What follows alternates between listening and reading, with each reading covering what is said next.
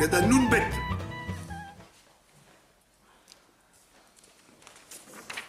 Agada Nunbet. Rabbi Levi Amar. Voilà. Rabbi Levi, il dit que, on avait vu ça la semaine d'avant, que à propos de comment il s'appelle, de Chizkia Amelech, le roi Ézéchias, on a vu la rencontre qu'il a eue avec le roi, avec Ishayahu, Ishayahu et Chizkiyahu. Et là, on en vient à Chizkiyahu lui-même. Tanou Rabbanan, on nous enseigne Shisha Dvarim Asa Chizkiyahu Amelech. Chizkiyahu Amelech, il a fait 6 choses. D'accord? Il a fait 6 choses. 3 choses, les Chachamim lui ont été d'accord avec lui. Et 3 choses, ils n'ont pas été d'accord avec lui. C'est mieux de prendre en hébreu, hein, comme ça. Le français, vous pouvez le réviser quand vous êtes tout seul. Quand vous êtes seul, mais en hébreu. C'est mieux de suivre en hébreu dans un cours en hébreu. Ouais. Donc, d'accord, 6 choses il a décidé de faire en tant que roi. Et il y a 3 choses que les Chachamim lui ont acceptées. Et il y a 3 choses qui n'ont pas été d'accord. Ils n'ont pas été d'accord, mais ils les ont laissé faire, hein, attention, c'est pas qu'ils l'ont empêché. Alors allons-y. Quelles sont les 3 choses sur lesquelles ils ont été d'accord? Al Shlosha Dvarim au Doulo, Ganaz Sefer Refuot. On raconte qu'il a enterré le livre où il y avait toutes les médicaments, toutes les guérisons aux maladies. Il y avait un livre, et chaque maladie, elle avait sa guérison, écrite. Et lui, il a pris la décision d'enterrer ce livre.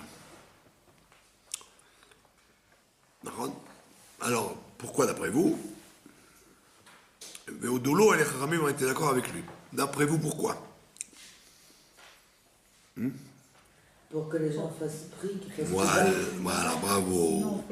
Parce qu'à partir du moment où, comme le Rambam explique, et dans tous les livres, c'est écrit que la maladie, à part les maladies d'imprudence, comme le froid, quand vous sortez, il fait froid et vous sortez sans manteau, là, c'est pas dû à une faute.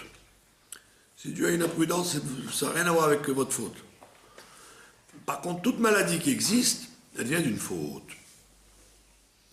Donc, en plus du fait de demander au médecin quoi faire, on doit vérifier spirituellement qu'est-ce qui ne va pas. Quelle transgression ou quel manque de mitzvah avons-nous fait? À partir du moment où j'avais un livre où n'importe quelle maladie, il y a écrit dedans comment on guérit, donc j'ai plus besoin de m'adresser de prier ou de faire tchouva. J'ai besoin de rien puisque j'ai le livre. Vous avez compris? C'est comme les scientifiques, les pseudo-scientifiques d'aujourd'hui, qui vous disent grâce à la science, on n'a plus besoin on peut tout faire, on peut tout soigner, tout guérir grâce à la science. C'est une théorie de révolte contre Dieu, en fait, qui se déguise sous un aspect scientifique. En réalité, c'est une révolte contre Dieu, pour dire non, le gouffre, il est malade, parce que c'est quelque chose de naturel, et on le soigne avec nous les sages, nous les savants, qui vous affirmons que s'il fait un froid de canard, c'est parce que la planète se réchauffe. Comment vous ne croyez pas? Comment vous ne croyez pas? On vous dit que plus plus il fait froid, et plus il y a un réchauffement de la planète. D'accord? Vous avez vu cette image grotesque de monsieur Obama, descendant de sa Cadillac, soutenu par deux gardes du corps pour éviter qu'il se casse la figure dans la glace. En Norvège, là-bas, il y a 50 cm de glace. Il y a deux gros malabars qui le supportent pour pas qu'il se casse la figure pour faire 3 mètres. Et il était où? À la conférence du réchauffement de la planète. Ah, c'est trop rigolo. Il n'y a pas plus comique que cette ridicule scène où il est sous la glace en Norvège là-bas. Et donc, chaque fois qu'il fait mauvais, des fois qu'il y a un temps pourri, comme ça fait 33 ans que j'habite en Israël, jamais j'ai vu qu'en Israël, il faisait un froid de canard où on mettait le manteau. Mais il paraît que ça Même si vous ne voulez pas, en plus. Moi, j'ai voulu faire le malin, j'ai dit non, je ne mettrai pas le manteau en Nissan.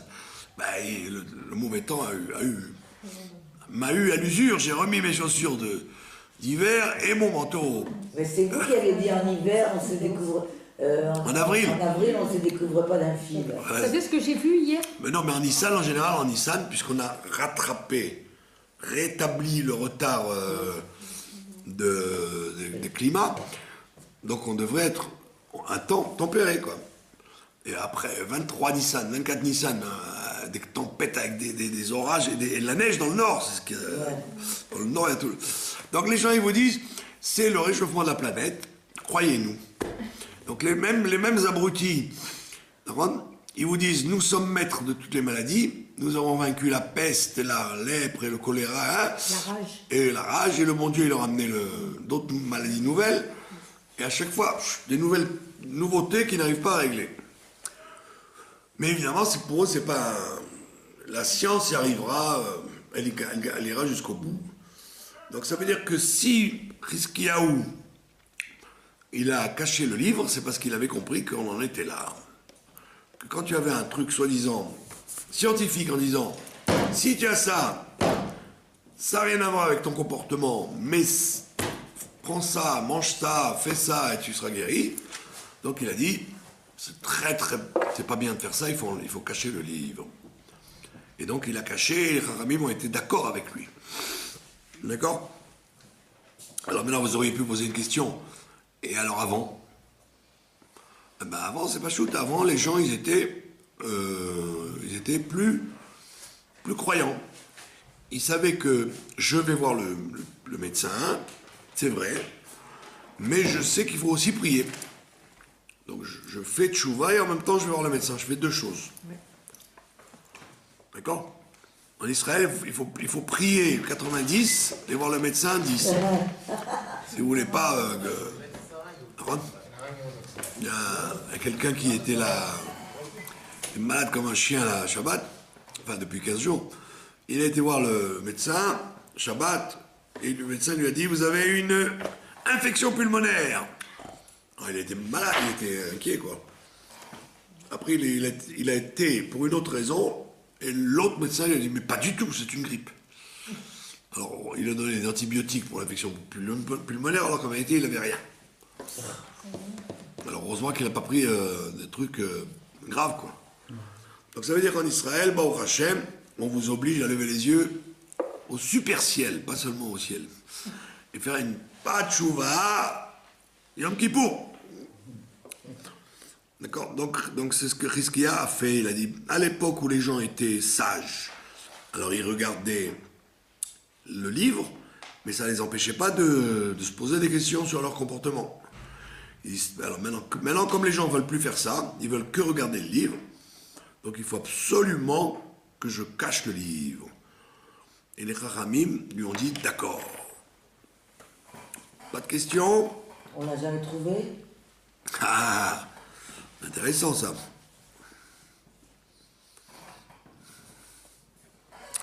On dit qu'il a enterré, donc sûrement qu'il a bien caché, quoi. Voilà. Jérusalem. S'il vous dit qu'il a caché, il va vous dire où? C'est vaste. C'est quand elle était gosse, on faisait comme ça. On se cachait dans un endroit où les enfants ils sont sûrs de nous trouver pour être contents, quoi. Si vous cachez dans un endroit où on ne trouve pas, c'est pas marrant. Donc lui, il a vraiment caché. D'accord? Peut-être qu'il est dans votre placard et que vous ne le savez pas. Bon. Après, qu'est-ce qu'il a fait, Rizkiyahu? Il a écrabouillé le serpent en airain que Moshe Rabbeinu avait fait dans le désert. Quand il y a eu les gens qui ont été piqués par les serpents et les scorpions, d'accord? Alors, il avait fait un serpent en rochette, nachash, rochette, comment dire, un serpent en cuivre, et il avait mis sur un grand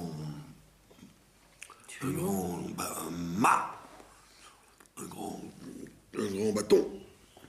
Et les gens, quand ils regardaient le serpent en argent, et donc ils levaient les yeux au ciel, et donc ils guérissaient.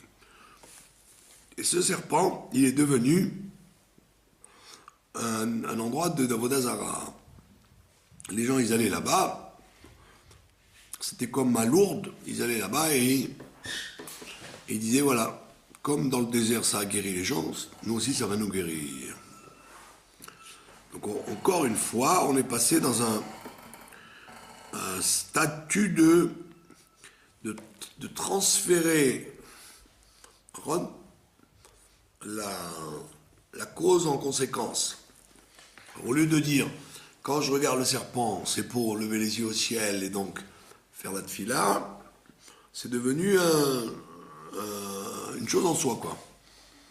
On se servait du serpent comme moyen de guérir. Donc qu'est-ce qu'il a fait? Il a pris le serpent et il a pilé. Il a concassé le serpent. Vous avez compris? Ça veut dire que ce qui était un moyen est devenu une fin.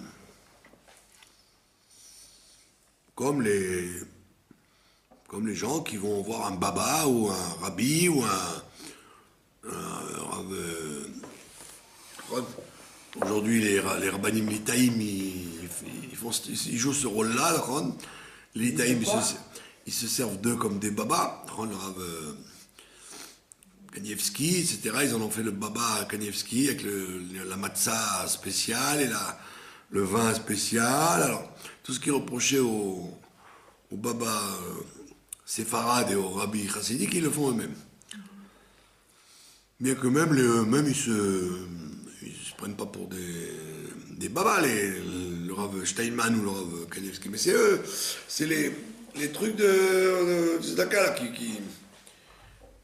qui jouent sur la naïveté des gens. Bon, alors il faut en donner la tzedaka. Bon, c'est déjà bien. Parce qu'il y a au moins 10% qui va aux nécessiteux. Et 90% au bureau et ceux qui tournent autour. Donc vous avez fait quand même la tzedaka. Mais, au lieu de dire aux gens, priez le bon Dieu, ils vous disent, la nuit du Seder, le Rav Kanievski va prier pour vous. Et pourquoi tu dirais pas, toi prie pour toi, du Seder? Il faut toujours transférer le problème, quoi, tu vois. Au lieu de dire, je vais prier, parce que Dieu, il attend ma tefila, on transfère ça sur X et Y, d'accord? À tel point qu'on peut arriver à une absurdité des bandits qui vont prier sur la tombe de Baba Saleh avant le hold-up, quoi. Pour être sûr que le hold-up marche. Ils vont prier sur la tombe du tzaddik. Donc, pour éviter ça, Rizkiyahu HaMelech, il a écrabouillé le serpent. D'accord? Parce que Sachakol, la tfila qu'on fait nous-mêmes, elle a une grande force. Et on voit que là aussi, les Chachamim lui ont donné raison. D'accord? Troisième chose, qui est plus délicate, son père qui était un rachat, au lieu de l'enterrer normalement, il a mis sur un cercueil avec des cordes. Quelque chose qui n'est pas honorable, quoi. Alors, un cercueil en cordes. Comme un hamac, bravo. Comme un hamac. Donc c'est pas très joli, c'est joli pour un roi qui est mort. Et pourquoi il a fait ça? Pour montrer que, comme son père était un idolâtre, il voulait pas montrer qu'il avait du kavod pour l'idolâtrie de son père. Sinon, les gens auraient dit, son père était un idolâtre, mais il a quand même fait des honneurs. Alors qu'on n'a pas le droit d'honorer l'idolâtre, il a dit, bon ben, je vais rendre moins beau l'enterrement en mettant le corps de son père sur des cordes. C'était pas bon. Et là aussi, les Chachamim ont été d'accord avec lui. Sinon, les gens auraient dit, donc on voit bien que même un rachat, même un idolâtre, ben, il faut l'honorer dans sa mort, c'est normal. Il faut oublier, il faut passer l'éponge. Et là, on voit que Rizkiyahu ne l'a pas fait. Pas de questions? Pas de questions. Vous dormez comme il faut, donc je peux continuer à vous chanter la berceuse. Qu'est-ce qu'il y a? Bah oui. Plus le temps passe et plus les gens dorment. Donc je pourrais même leur dire buvez Coca-Cola. Quand est-ce que vous allez dire du bien de vos Être élèves? sponsorisé par Coca-Cola, il n'y aurait aucune réaction. Quand est-ce que vous allez dire du bien de vos élèves? Quand ils seront des bons élèves. On vous interrompt pas, on vous écoute. Ah, bravo. Non, mais je ne vous ai pas demandé de m'interrompre, je vous ai demandé d'intervenir si vous avez une question intelligente. Il paraît qu'il n'y a pas de cercueil, normalement. Pardon?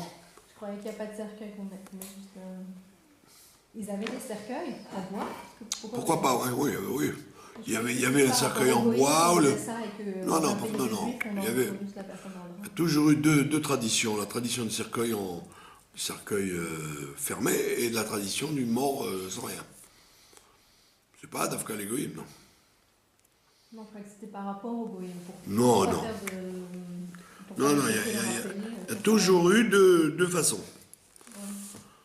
Le cercueil ou en métal ou en bois et le corps directement. Il y avait deux sortes de...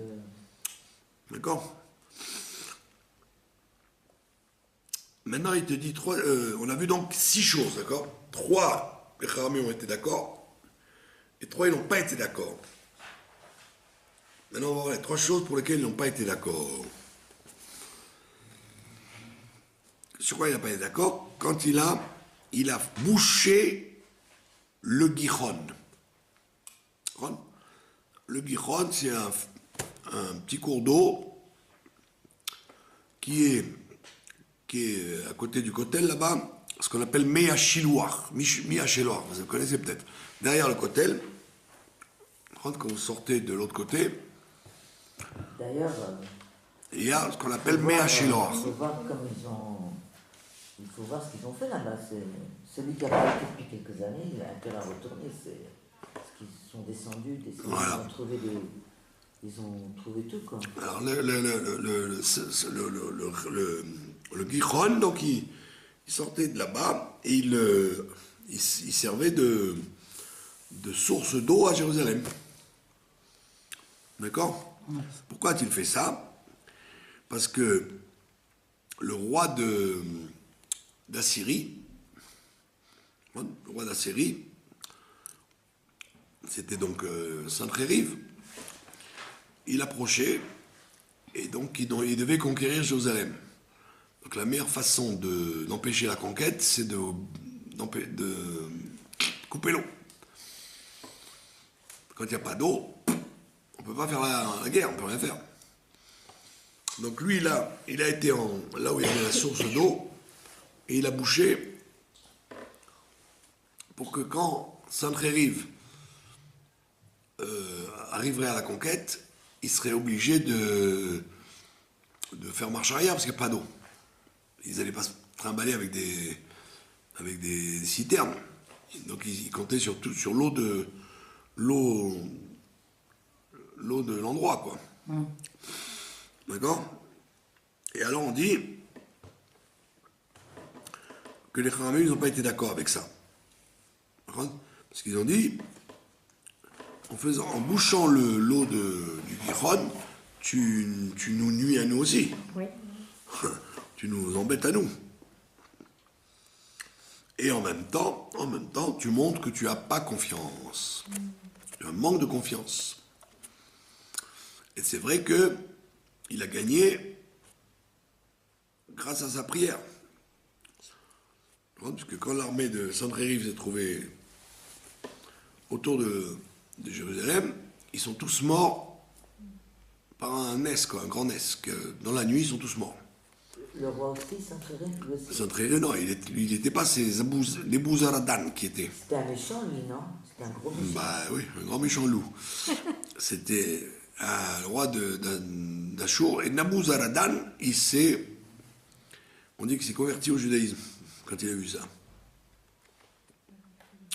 Tellement il a vu le truc fabuleux, quoi. Des milliers de soldats morts. Ils ont chanté la Shira et ils sont morts. Donc, les Chachamim, ils ont dit, c'est pas bien ce que tu as fait. Ils l'ont laissé faire, parce que c'était le roi. Mais ils ont dit, c'est pas bien, parce que tu manques de Emouna et en même temps, tu nous fais des problèmes. Deuxième fois, il a fait aussi une chose identique. Il a coupé les portes du temple, qui étaient en or, et il les a envoyés au roi d'Assyrie, en signe de soumission. D'accord? Mais donc, c'est pas bien. Ça voulait dire, je te donne le Beth Amikdash. D'accord?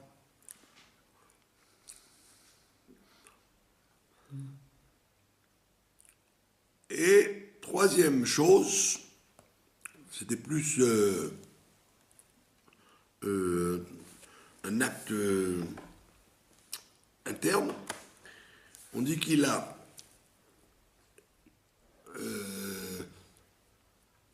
quand on a on a besoin d'un mois en plus, d'accord? On double le mois de Hadar. On dit que lui, il a doublé le mois de Nissan. Iber Nissan ben Nissan. C'est un petit Korah. Vous avez compris? Au lieu de doubler le mois d'Adar, quand tu vois qu'Adar approche vers la fin et qu'il fait encore froid, tu dis, oh là là, ça va pas ça. Nissan, c'est le mois du printemps. Il doit faire beau. C'est le temps idéal, Nissan. Les fleurs, le printemps, il fait ni trop chaud ni trop froid. Donc quand tu vois qu'Adar, il fait encore froid, tu rajoutes un autre mois d'Adar pour que Nissan arrive au temps voulu. Lui, on dit qu'il aurait redoublé le mois de Nissan quand on était déjà en Nissan, au lieu de doubler un mois d'Adar à l'avance. Alors maintenant, la Gemara, elle demande, c'est bizarre ce que tu me dis sur Rizkiyahu Amelech. C'est un sage. Est-ce que lui, il n'avait pas ce principe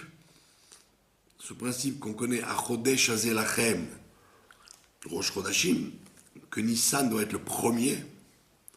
Donc s'il doit être le premier, il peut pas y en avoir deux. S'il est le premier, ça veut dire que si tu veux régler tes problèmes, régler avant. Donc, si tu veux un 13e mois, fais-le avant Nissan, pour que Nissan soit le premier. Et tu peux pas dire à Nissan, ah bah tu sais quoi, je vais en faire un deuxième. Il peut y avoir deux premiers. Si c'est le premier, il n'y en a qu'un. Ouais. Donc il dit Zé Nissan, Ve'enacher Nissan, il n'y a que lui qui peut être Nissan, mais il ne peut pas y avoir un deuxième Nissan. Et là, il te dit, il s'est trompé. Comment il s'est trompé? Comme il dit Shmuel, Damar Shmuel, En me'abrin et hashana beyom shloshim shel Adar. Il te dit, on ne peut pas rajouter, faire un mois de plus, Rod, le 30e jour de Hadar. Tu veux rajouter, fais ça le 29. Parce que le 30e jour de Hadar, c'est déjà Nissan. Donc si tu sens que tu as besoin de rajouter, donc tu attends la dernière minute, ok. Alors, mais rajoute en Hadar. Quand c'est en Hadar, 29. Hadar, elle n'a toujours que 29. Le lendemain, c'est obligé que ce soit Nissan. Donc lui, il a dit, non, c'est pas le 29 Hadar, c'est le 30 Hadar. Et il dit, comme c'est le 30 Hadar, j'en fais encore un deuxième mois. C'était un réforme. Il dit, non, ça va pas. Le 30 Hadar, ça n'existe pas. Donc on appelle ça Nissan. Et donc c'est ça son erreur.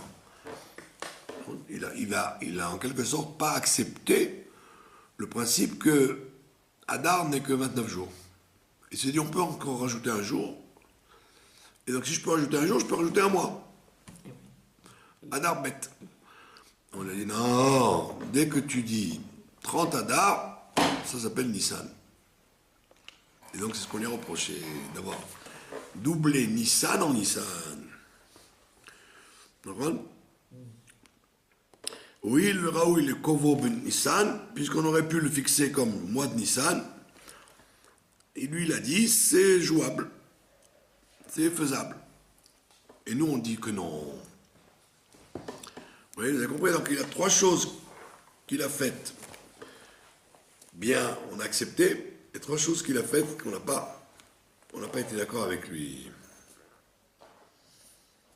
Pas de questions? זה לא כל כך מעניין. Hein? Pardon? זה לא כל כך חריף. Que quoi? מה שבחרת. Quoi, les six choses, il y a les trois et les trois. D'accord? Amar Rabbi Yochanan.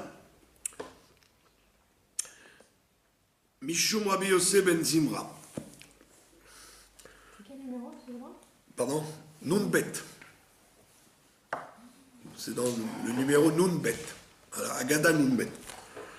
Rabbi Yochanan, il dit au nom de Rabbi Yosef ben Zimra, Kol atolé bisrut atzmo, toute personne qui fait dépendre une réussite de son mérite, eh bien, l'histoire va le faire dépendre des autres et pas de lui. Voilà. Vous comprenez? Quelqu'un, il veut faire dépendre quelque chose de lui et pas des autres, ben on va dire c'est les autres et pas lui. D'accord? Et par contre, si c'est quelque chose qu'il attribue aux autres, eh ben on va lui attribuer à lui. On va dire que c'est grâce à lui. D'accord? Alors on va illustrer ça. Moshe tala bisrut acherim. Moshe, quand il a voulu demander pardon au veau d'or, il a dit au bon Dieu, rappelle-toi, Zechor le Abraham le Yitzhak le Israël avadecha. Souviens-toi de Abraham, Yitzhak et Israël. Souviens-toi d'eux et pardonne-leur. D'accord? Eh bien, à ce moment-là, Dieu, il a dit, je voulais les détruire, mais je ne les détruirai pas à cause de toi. Donc, comme Moshe Rabbeinu a voulu donner le mérite à Abraham, Yitzhak et Jacob, on lui a donné son mérite à lui. On dit que c'est grâce à toi que je ne détruirai pas. Pas à cause des ancêtres. Pas à cause d'avoir mis sa vie à Jacob, mais à cause de toi. D'accord? Comme c'est écrit dans les Tehillim, quand j'ai voulu les détruire, si ce n'était Moshe, je les aurais détruits. Donc on voit bien que c'est grâce à Moshe qu'on ne les a pas détruits, pas grâce au... C'est pas grâce au... On n'attribue pas ça au mérite des Havot, mais on l'attribue au mérite de Moshe. D'accord? Et donc, grâce à ça, Dieu, il a rentré sa colère. Maintenant, lui, Hiskiyahu, lui, il a dit, grâce à mon mérite, ne détruis pas, ne fais pas gagner Sainte-Rérive. Et qu'est-ce qu'on a répondu? Il a dit, grâce à mon mérite, que moi j'ai pris, etc., ne détruis pas, ne fais pas gagner Sainte-Rérive. Et qu'est-ce qu'il y a écrit? Zechorna et asher italarti lefanecha, comme il a dit, rappelle-toi que j'ai marché devant toi. Donc il a dit, grâce à moi, ne détruis pas le peuple. Et bien qu'est-ce que la Torah elle a fait? Elle a dit, non, mais Ganoti el Haïr, j'ai protégé la ville, le Hoshia le Mani, je l'ai fait pour mon honneur et pour David, mon serviteur. Donc c'est-à-dire que Dieu lui a répondu, c'est pas grâce à toi que je n'ai pas détruit la ville, c'est parce que moi, je veux honorer mon honneur et l'honneur de ton père David. Vous avez compris? Donc on voit bien que quand quelqu'un veut s'accorder le mérite d'une chose, on l'accorde à d'autres. Et quand il veut l'accorder à d'autres, eh bon, on l'accorde à lui. C'est un grand principe de... Comment on dit ça? De psychologique. Soumission. Pardon? Soumission.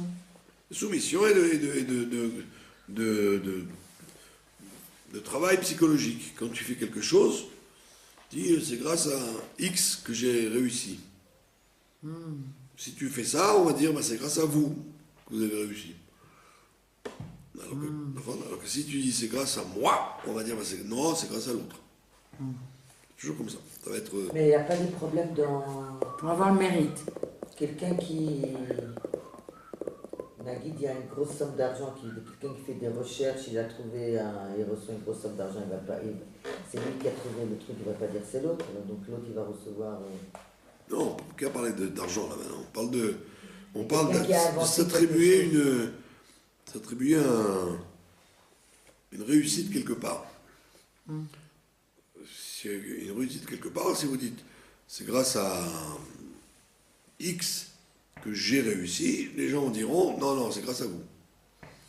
Mais si tu dis c'est grâce à moi que la chose a réussi, même si tu le penses vraiment, on parle pas de mentir, on parle de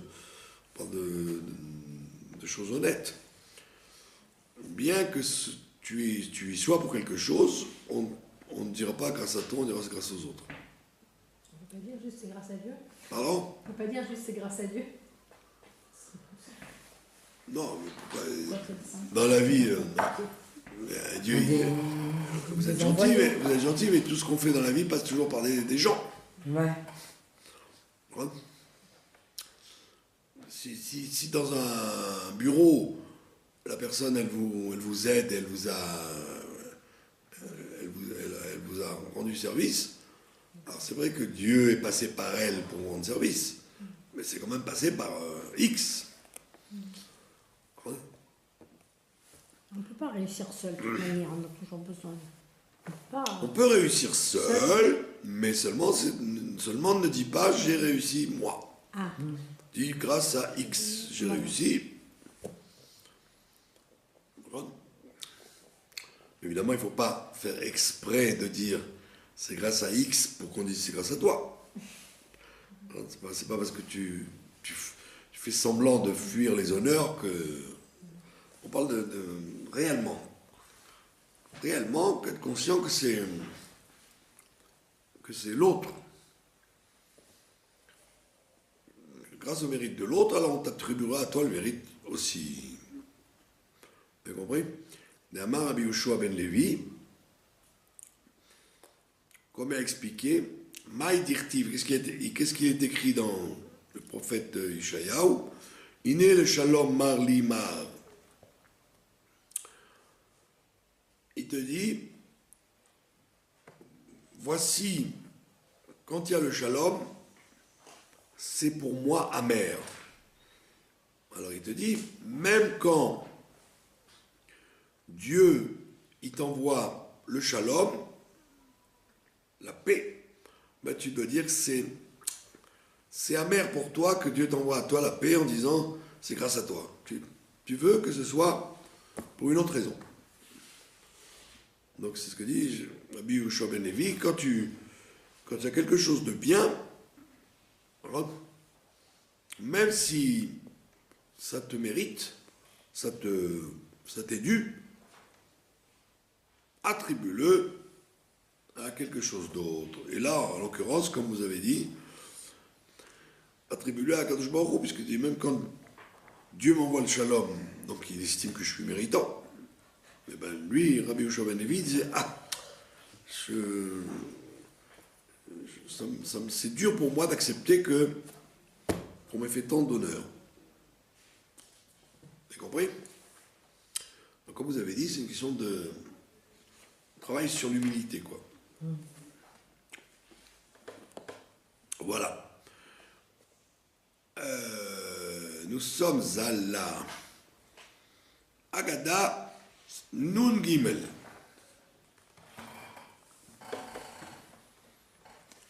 D'accord?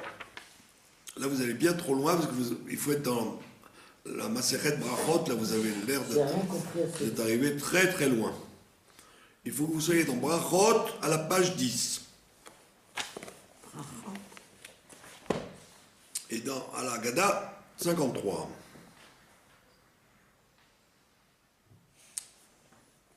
Alors, dans la Bible, il y a une histoire que tout le monde connaît. C'est une dame qui s'appelait la Shunamite.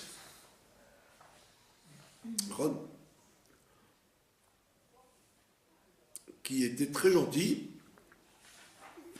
parce qu'elle recevait tout le temps chez elle le prophète Elisha, l'élève de Eliyahu Hanavi. Et comme il venait tout le temps là-bas, je vous expliquais l'autre fois d'ailleurs que à l'époque, les gens vivaient dans une pièce. Ouais. Comme ils vivaient dans une pièce, donc c'était pas intime, quoi. Ouais, donc, au bout de la pièce, vous aviez la salle à manger, de l'autre côté, les gens dormaient, au milieu, les enfants, en face, la belle-mère, Aussi la belle-mère. du côté gauche, le gendre. Donc, Bon? donc ils mettaient des rideaux pour garder un peu d'intimité, mais c'était quand même pas le top, quoi. Pourquoi arrivez-vous? C'était comme ça. J'ai vu une photo en Libye d'une maison très très luxueuse. Ben vous voyez, c'est une immense salle. Et il y a des lits comme ça, tout au long de la salle. Et c'est ça C'est leur vie. Donc c'est pas très très rigolo, quoi. Donc Madame la Shunamite, elle a dit à son mari, na Aliat Kirktana, faisons une petite mezzanine, voilà, une petite mezzanine, pour que le monsieur soit dans son intimité. Prophète Elisha. Alors, il y a une marloquette entre Rav et Shmuel. Rav et Shmuel, il dit, elle a fait effectivement une mezzanine, donc elle a élevé le lit de Elisha dans un premier étage. Pour ça, il était tout seul. D'accord? Et donc c'est pour ça qu'il y a écrit Aliyah. Aliyah, c'est-à-dire quelque chose qui est en hauteur. Et Shmuel, il dit, non. Il dit, ils ont fait un mur. Aliyah Kir. Donc il dit, non, ils ont monté un mur. Monté un mur entre lui et les gens de la maison. D'accord?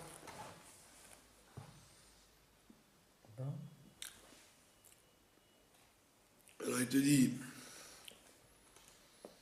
qu'est-ce qu'on apprend de là? Qu'est-ce qu'on apprend de là? On te dit que le prophète, c'était pas du tout un gratteur, quoi. C'est pas lui qui a demandé à ce qu'on lui fasse ça. C'est elle qui a décidé, à son mari, de le mettre à l'aise pour qu'il soit tranquille. Mais il n'a pas demandé lui. Donc on voit que on voit de là que l'hôte ne doit pas exiger un confort. Moi, je dois lui donner un confort, mais lui ne doit pas dire Je veux. ah, si vous me recevez, vous êtes gentil, hein, je ne dors pas dans le salon, je veux une chambre à moi, et je veux mes commodités. Donc on voit qu'Elisha n'était pas comme ça. D'accord? Ça, c'est l'enseignement élémentaire de ça. Et la Gemara, elle te dit, mais il y a encore plus que ça. Parce que lui Elisha, pourquoi il allait les voir? Parce qu'il allait prêcher la bonne parole, c'est un prophète.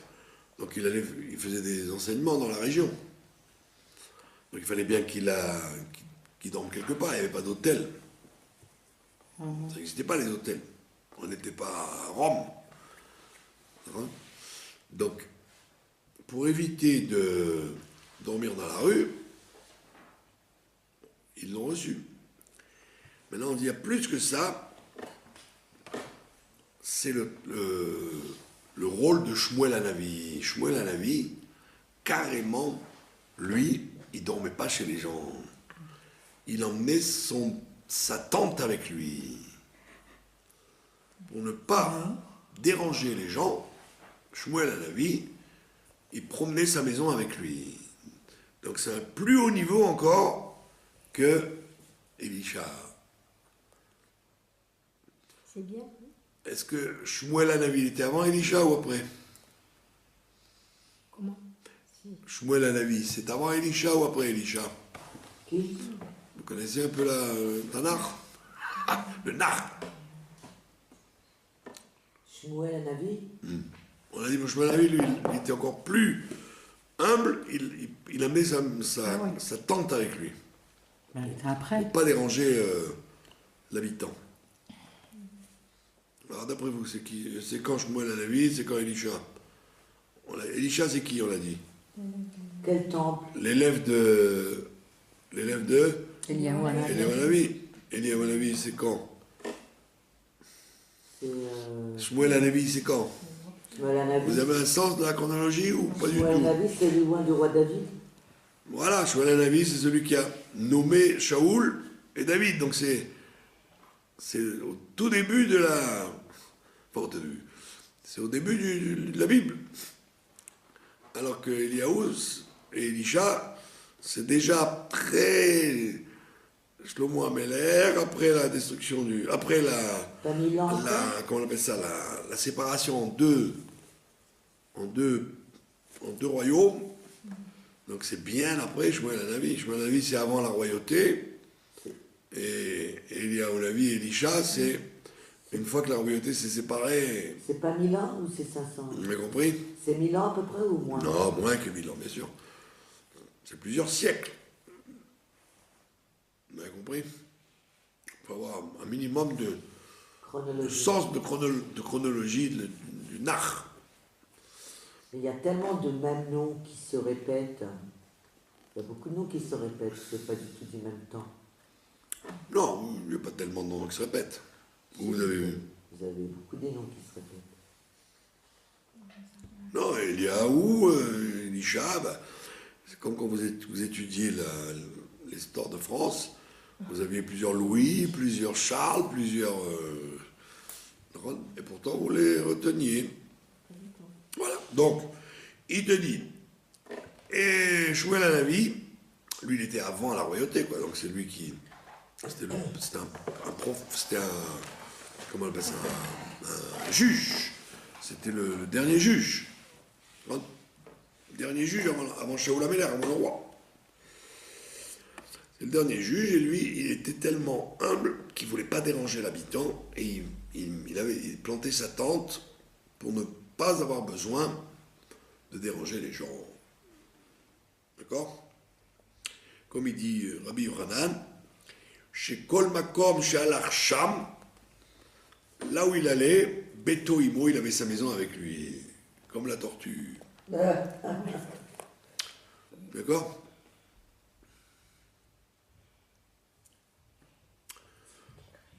Voilà.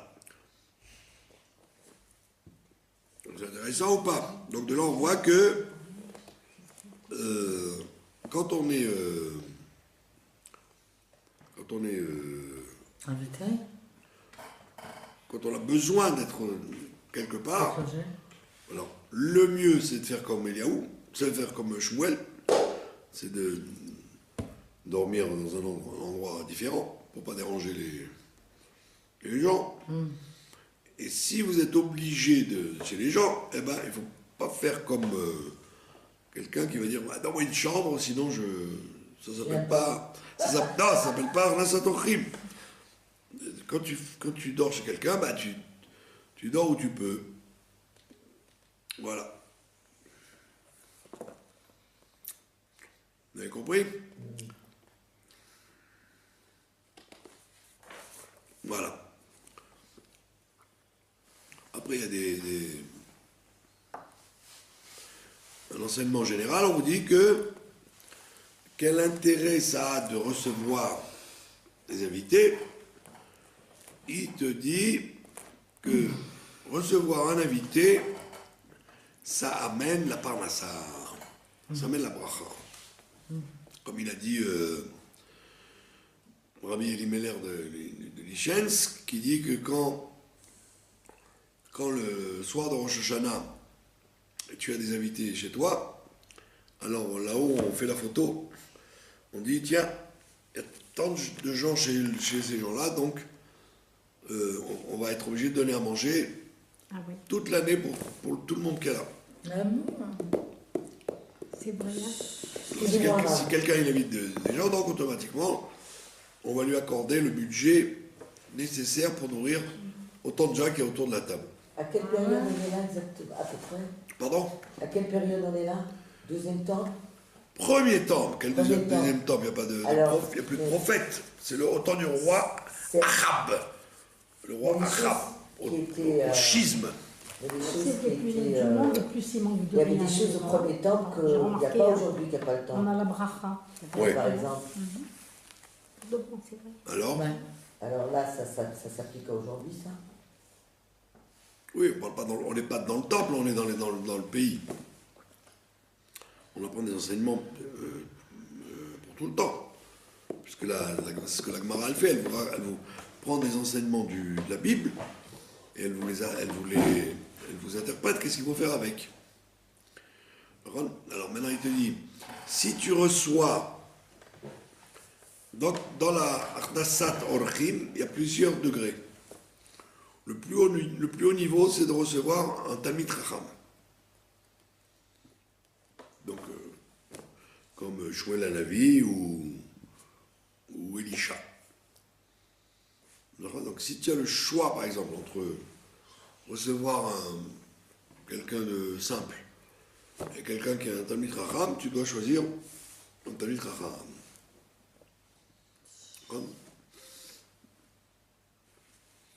Maintenant, si tu peux recevoir les deux, encore mieux. Et il dit pourquoi? Parce que le Talmid Chacham, lui-même, il apporte la bracha. Ben oui. Comme il apporte la bracha, donc c'est bien et au niveau du chinour aussi. Au niveau du chinour, c'est mieux pour les enfants, enfin pour les gens qui sont à table, quoi, de recevoir un Talmid Chacham, parce qu'on va voir comment il agit, on va apprendre plein de choses, que de recevoir quelqu'un qui va raconter des banalités ou des bêtises à table, quoi. Bon, donc c'est pas très chinouri. Un enfant, il va partir, il va dire, tiens, tu as vu comment Talmid Chacham, il s'est lavé les mains, comment il a fait motzi, comment il a... Vous croyez que les enfants... Comment il a mangé. Les enfants, ils regardent tout. Vous rigolez ou quoi? Ouais. Les enfants, ils n'oublient rien. Ils regardent ce qui les intéresse, ils ne regardent pas ces choses-là. Pas les enfants d'aujourd'hui. Les enfants d'aujourd'hui s'intéressent à tout, et c'est des plus grands espions que vous puissiez faire. Ils retiennent tout, même 10 ans après. Qui c'est qui m'a fait le coup, là? Ah oui, il y a un gosse comme ça dans la rue, il m'a... Des mois et des mois, je ne l'ai pas eu. Il s'est arrêté, il m'a dit, toi, tu m'as donné un bonbon. Il s'est rappelé que j'avais donné un bonbon il y a très longtemps. Quand j'étais... Avec Netilat Yadayim, c'est deux trucs complètement... Mais il retient tout, l'enfant, c'est tout. Il ne va pas se rappeler comment vous avez fait vous, Netilat Yadayim. Il ne sera même pas derrière vous pour voir. Comment vous savez, vous? Parce que par expérience, de ce que je vois. Quelle expérience? Moi, je me rappelle de moi. Que je me rappelle de moi quand j'étais petit. Je me rappelle de tout ce que les gens y faisaient. Les vieux et les jeunes. Alors que maintenant, je fais pas attention parce que j'ai l'esprit ailleurs. Mais quand on est gosse, on retient tout. Ma petite fille, elle m'a dit, tu t'es coiffée, mamie? Voilà. Et l'autre, elle me touche les jambes, elle dit, tu n'as pas mis les collants à la maison? Bien sûr. Ils n'arrêtent pas. Hein. Regarde, vous n'y êtes pas. À un certain âge, on sélectionne ce qu'on veut regarder. Ouais. Mais quand on est gosse, on absorbe tout. Et même, ils vous le ressortent des années après. Hein. Il y avait quelqu'un qui se crottait le nez quelque part.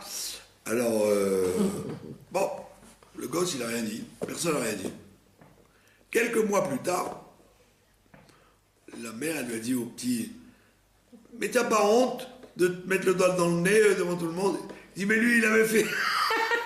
Elle a appelé quelqu'un quelques mois avant, et lui, il se rappelait encore le gosse.